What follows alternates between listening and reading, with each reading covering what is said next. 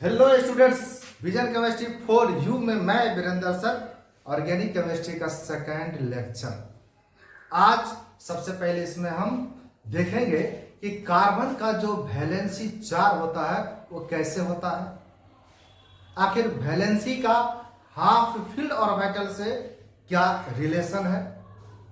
Organic compounds की संख्या यानी कार्बन के कंपाउंड्स की संख्या लाखों करोड़ों में है, उसका भी रीजन हम देखेंगे। चलो शुरू करते हैं। सबसे पहले हम टेट्रा वैलेंसी ऑफ कार्बन यानी टेट्रा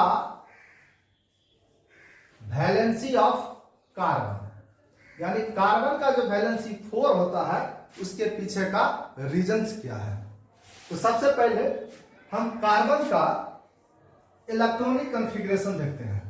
तो इसका होता है 1s2 2s2 और 2p। देखो s में 2 इलेक्ट्रॉन भरने के बाद हम 2s में 2 इलेक्ट्रॉन भरेंगे, क्योंकि s orbital have only 2 electrons. इसके बाद 2p में जो शेष बचेगा 2 2 4 6 है, तो यहाँ पर 2 बचा। ठीक है, ये फुल फिल और ये क्या है, वैकेंट है। अब ये है ग्राउंड स्टेट में। आखिर ये ग्राउंड स्टेट नाम क्यों पड़ा, इसके भी पीछे का रीजन है। याद रखो, ये 1s है और ये 2s ऑर्बिटल्स है। 1s में 2 इलेक्ट्रॉन और 2 इलेक्ट्रॉन का जो स्पिन होता है वो विपरीत होता है। 2s में भी 2 इलेक्ट्रॉन है, इसका भी 2 इलेक्ट्रॉन है। 2p में देखते हैं, ये हमारा 2p है। अब इसको हम 2px लिखे, 2pz लिखे, 2py लिखे। तो p में अधिकतम हम मैक्सिमम 6 इलेक्ट्रॉन्स को रख सकते हैं, लेकिन हमारे पास में केवल 2 इलेक्ट्रॉन है। हम जानते हैं कि यह एक एक कर करके भरता है। डबल इलेक्ट्रॉन यहां नहीं देंगे, एक एक करके भरता है। तो यहां पर 1s न्यूक्लियस के ज्यादा निकट है। अगर यहां पर हम न्यूक्लियस लगा दे तो ये हो गया मेरा 1s, ये मेरा हो गया 2s का, ये हो गया 2p का। तो 1s न्यूक्लियस के काफी निकट है, 2s थोड़ा सा दूर है। देखो 2s का और 2p का एनर्जी जो होता है ना, वो ज्यादा डिफरेंस नहीं होता है। तो इस हिसाब से 2s का इलेक्ट्रॉन 2p में चला जाता है। आखिर ऐसा क्यों हुआ था? देखो यहां पर हाफ फील्ड ऑर्बिटल कितना है, 2। तो यहां पर जो number of half filled orbital 2 यानी अनपेयर इलेक्ट्रॉन कितने हैं, ये हमारे क्या है, अनपेयर इलेक्ट्रॉन है। तो अनपेयर इलेक्ट्रॉन्स हैं 2, इसका मतलब है कि वैलेंसी 2 ही होना चाहिए। ये हुआ वैलेंसी। तो वैलेंसी कितना हो गया, 2। लेकिन वान हॉफ ने, कौन सा, एक वैज्ञानिक है वान हॉफ, ये ऑर्गेनिक केमिस्ट्री का क्या है, फादर है। उन्होंने देखा कि नहीं, कार्बन का जो वैलेंसी होता है वो 4 होता है। अब अगर 4 होगा, इसके भी पीछे कुछ ना कुछ रीजन होगा। एक्सपेरिमेंट में देखा क्या कि 4 वैलेंसी होता है, तो उन्होंने सोचा कि इसका मतलब है कि ये ग्राउंड स्टेट में कार्बन कोई बॉन्ड नहीं बनाता है, ग्राउंड स्टेट में कोई बॉन्ड। तो उन्होंने क्या किया, एक्साइटेड कर दिया। अब लिखेंगे हम लोग एक्साइटेड स्टेट में यानी उत्तेजित अवस्था में। तो उत्तेजित अवस्था में क्या हुआ, ये 2s और 2p का एनर्जी लगभग सेम है। ये 2s का इलेक्ट्रॉन चला गया 2p में, 1s का इलेक्ट्रॉन नहीं जाएगा कि 1s न्यूक्लियस के काफी निकट है। तो जेड इफेक्टिव, यहां पर जेड इफेक्टिव 1s इलेक्ट्रॉन को बहुत ज्यादा प्रभाव डालेगा। इस कारण से 2s का इलेक्ट्रॉन ही 2p में जाएगा। तो 2s का इलेक्ट्रॉन देखो, यह है 2s का इलेक्ट्रॉन। तो 2s का इलेक्ट्रॉन, एक इलेक्ट्रॉन ये कहां चला गया, 2p में चला गया। अब 2p में चला गया तो एक एक करके चला गया। ये हुआ 2s और ये हुआ मेरा 2p। यानी 2px 2pz और 2py। तो इस ऑर्बिटल्स का इलेक्ट्रॉन इसमें चला गया। अब हो गया ये प्योर एटॉमिक ऑर्बिटल, ये भी हुआ प्योर एटॉमिक ऑर्बिटल, बट ये 3 और 1 4 मिलकर के 4 हाफ फील्ड ऑर्बिटल हुआ। यानी 1 2s orbitals plus 3 2p orbitals. तो 3 2p ऑर्बिटल्स में कौन कौन हो गया? 2px 2py 2pz। अब 3 और देखो 2s ऑर्बिटल एक ही है और 3 ऑर्बिटल ये है, ये 3 और 1 ये चारों मिलकर के आपस में इंटर मिक्सिंग करेंगे। ये चारों मिलकर के इंटर मिक्सिंग करेंगे। अब कुल मिलाकर के 4 हाइब्रिड ऑर्बिटल्स बनाएगा। 4 हाइब्रिड ऑर्बिटल्स बनाएगा। अब 4 हाइब्रिड ऑर्बिटल्स बनाएगा तो 4 हाइब्रिड ऑर्बिटल्स भी एक रेगुलर टेट्राहेड्रन के कोनों पर जाकर के अवस्थित हो जाएगा। तो इसको हम फिगर से 4 हाइब्रिड ऑर्बिटल्स जो है इस प्रकार से बनाता है, 1 2 3 और 4।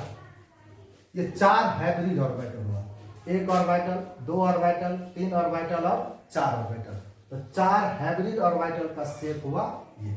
इसको हम ठीक से देखते हैं ऐसे करके।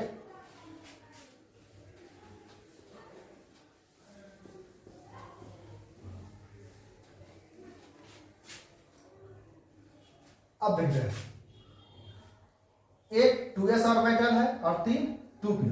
तो s ऑर्बिटल कैसा होता है? गोलाकार होता है, स्फेरिकल। ये क्या होता है? स्फेरिकल। हम लोग जानते हैं s ऑर्बिटल स्फेरिकल होता है। और p ऑर्बिटल डम्बबेल होता है। एक यह हुआ, एक यह हुआ और एक ये सारे px py और pz है। अगर इसको हम px माने, इसको हम pz माने, ये 3 ऑर्बिटल है। तो 3 ऑर्बिटल एक दूसरे के परपेंडिकुलर होते हैं। एक s ऑर्बिटल हुआ और एक 3 ऑर्बिटल, ये आपस में इंटरमिक्सिंग करेंगे। क्या करेंगे? इंटरमिक्सिंग करेंगे। इसी को कहते हैं हाइब्रिडाइजेशन। हाइब्रिडाइजेशन, ये इंटरमिक्सिंग, इस क्रिया को हम लोग क्या कहते हैं? हाइब्रिडाइजेशन। और ये सभी के सभी क्या है? प्योर है, प्योर एटॉमिक ऑर्बिटल्स है, प्योर एटॉमिक ऑर्बिटल्स है। तो प्योर एटॉमिक ऑर्बिटल्स ये मिल करके 4 प्रकार के हाइब्रिड ऑर्बिटल, 4 प्रकार के ये 4 प्रकार के हाइब्रिड ऑर्बिटल्स। अब 4 प्रकार के हाइब्रिड ऑर्बिटल्स इस प्रकार से व्यवस्थित होते हैं। इसका जो बॉन्ड एंगल होता है 109 डिग्री 28 मिनट, और इसी को कहते हैं स्ट्रक्चर, यानी टेट्राहेड्रल स्ट्रक्चर। इस स्ट्रक्चर का नाम क्या है? Tetrahedral, tetrahedral structure.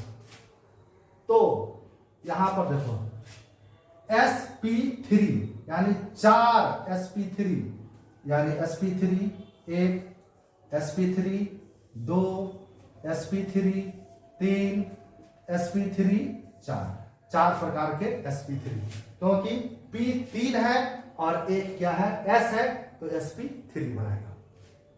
तो 4 sp3 हाइब्रिडाइजेशन रेगुलर टेट्राहेड्रॉन के कॉर्नर पर जाकर के सज जाते हैं। अब रहा गया कि इसको भी लोब्स कहते हैं, इनको भी लोब्स कहते हैं। इनको हम लोग क्या कहते हैं? लोब्स कहते हैं।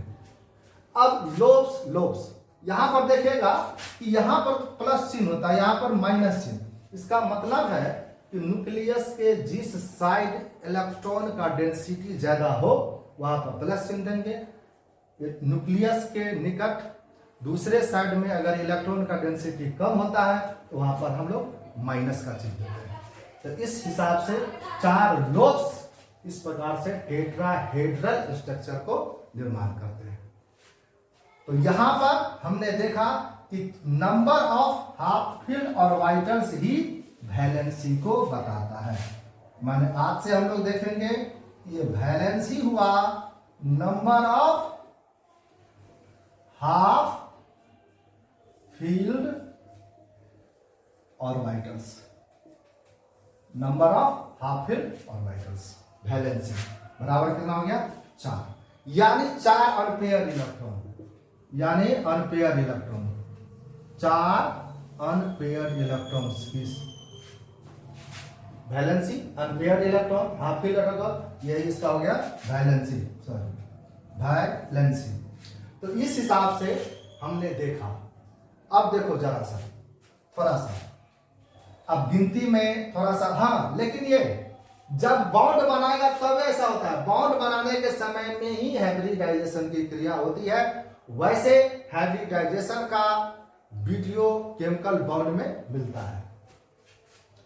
अब हम लोग देखते हैं, देखो एक है मीथेन का, मीथेन में तो कार्बन के पास में 4, तो यहां पर हो गया कार्बन के पास में 4, देखो ये कार्बन हुआ, एक ऑर्बिटल्स, 2 ऑर्बिटल्स, 3 ऑर्बिटल्स और 4 ऑर्बिटल्स, 4 ऑर्बिटल कार्बन।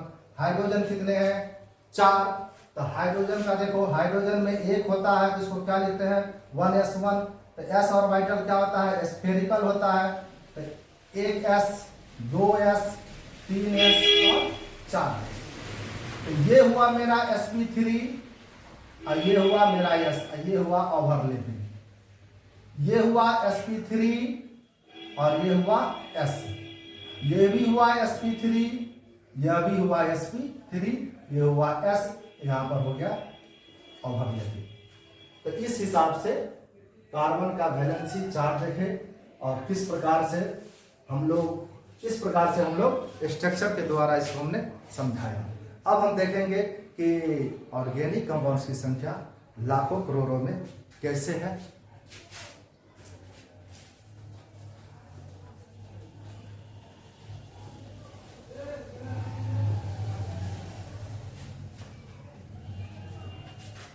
अब लार्ज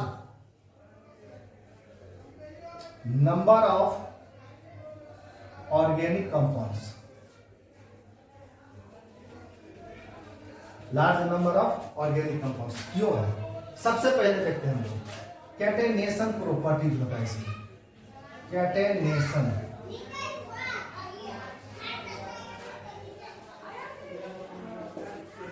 कैटेनेशन का मतलब हुआ श्रृंखलन गुण, कहने का मतलब हुआ कि द सेल्फ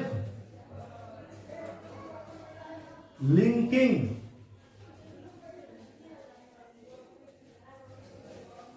नेचर ऑफ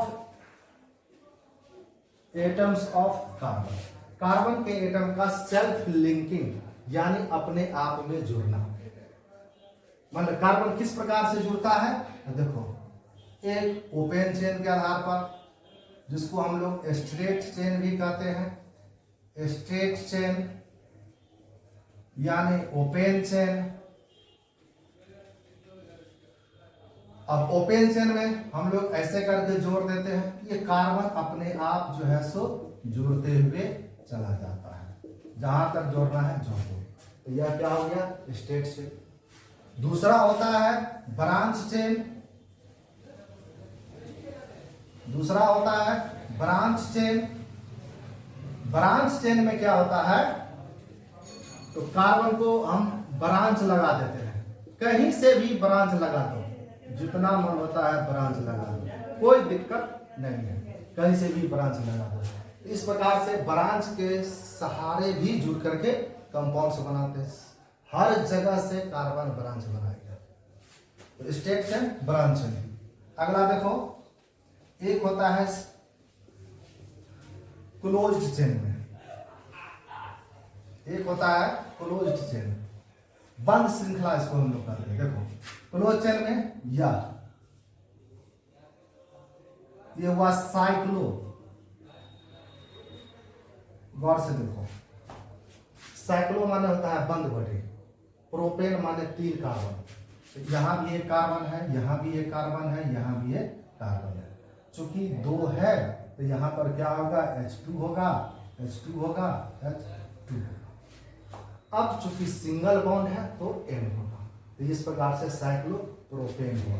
इसी प्रकार से हम इसको लिखते हैं साइक्लोब्यूटेन। 4 carbon, 1 2 3 4, cyclobutane. इसको लिखते हम साइक्लोपेंटेन, इसको लिखते हैं साइक्लोहेक्सेन।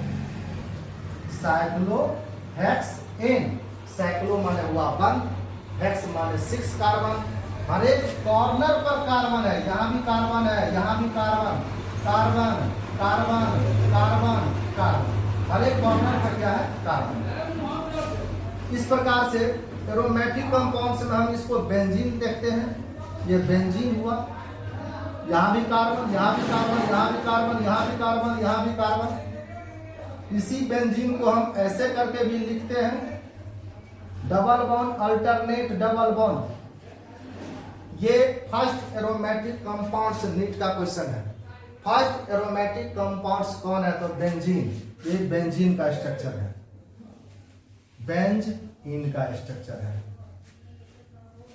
तो इस हिसाब से इस प्रकार से स्ट्रक्चर बनाता है। और भी है,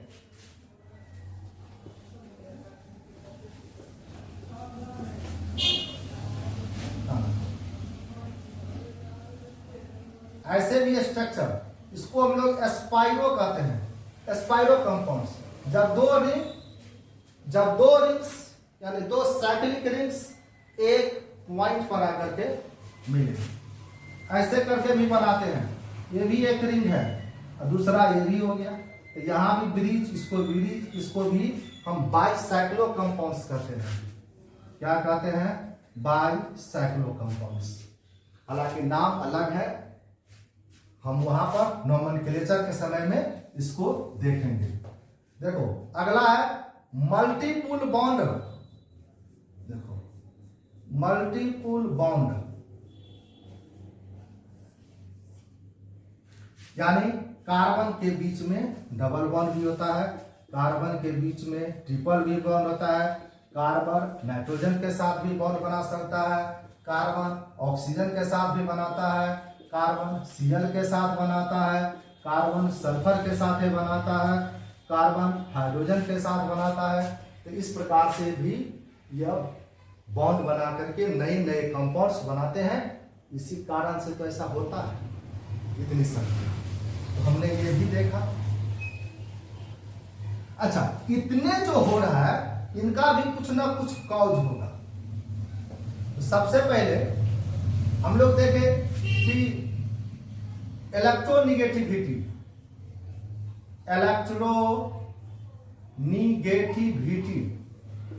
ऑफ कार्बन, इसका 2.5 होता है। यानी 2.5 का मतलब समझो, न ज्यादा है न कम है। फ्लोरीन का सबसे ज्यादा 4 होता है, तो ये 2.5 हुआ, तो न ज्यादा है न ज्यादा है। ये प्योर कोवैलेंट बॉन्ड बनाता है, प्योर कोवैलेंट बॉन्ड बनाता है। मेरे कहने का मतलब ये हुआ कि ऑर्गेनिक कंपाउंड्स की पहचान है प्योर कोवैलेंट, माने हाइड्रोजन और कार्बन के बीच में। अगर हाइड्रोजन और कार्बन के बीच में कोवैलेंट बॉन्ड हो तो यह ऑर्गेनिक कंपाउंड्स होगा। खैर, इसको हम आगे भी देखेंगे। तो यहाँ पर हम ये देख रहे हैं electronegativity, ionisation enthalpy, ionisation enthalpy, ये जो है हाई होता है, लगभग 1085 किलो जूल पर मोल होता है।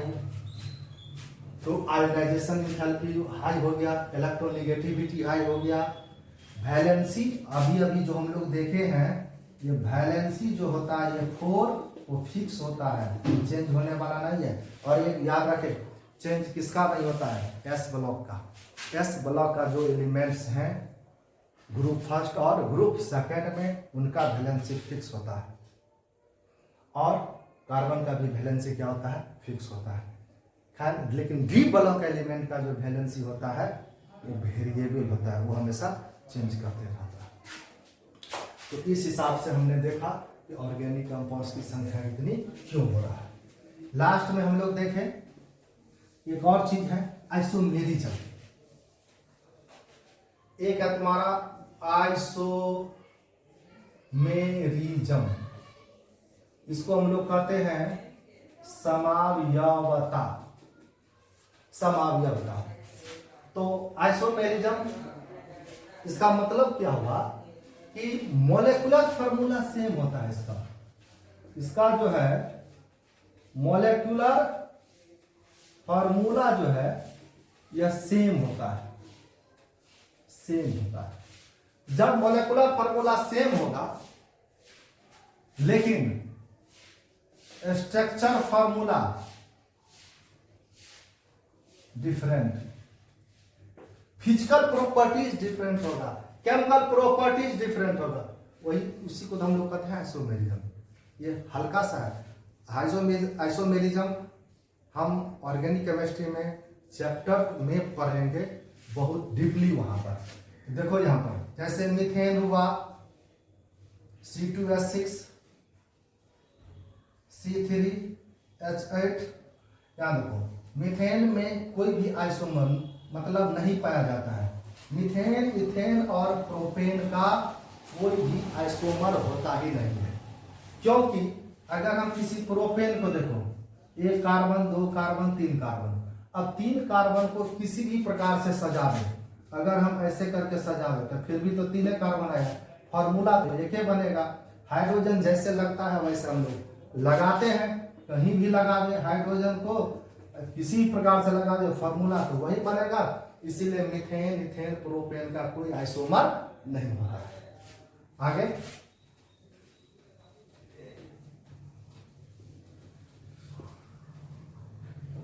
ब्यूटेन C4H10 C5H12, इसका 2 आइसोमर होता है, इसका 3 आइसोमर होता है। अब ब्यूटेन में देखो नॉर्मल ब्यूटेन 1 2 3 4, ये हुआ नॉर्मल ब्यूटेन का स्ट्रक्चर।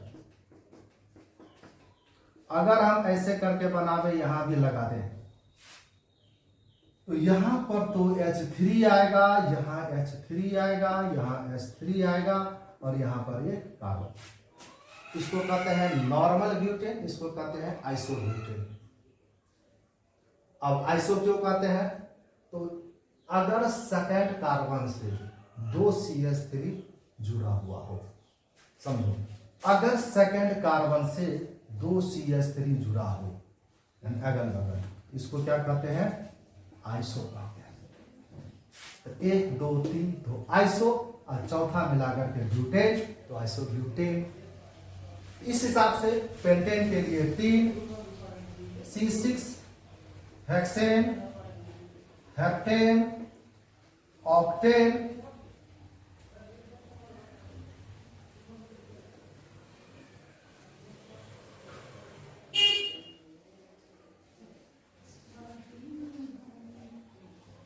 C9 35, C10 75। तो इस हिसाब से इतना बन गया। तो यहां से जो है सो डेकेन में भी मतलब इतने आइसोमर बनेंगे। तो हमने यही देखा कि इतने बनने के बाद करोड़ों में कंपाउंड्स तो होगा ही, इसीलिए ऑर्गेनिक कंपाउंड्स लार्ज नंबर में बनता है। इस प्रकार से पढ़ाई करें।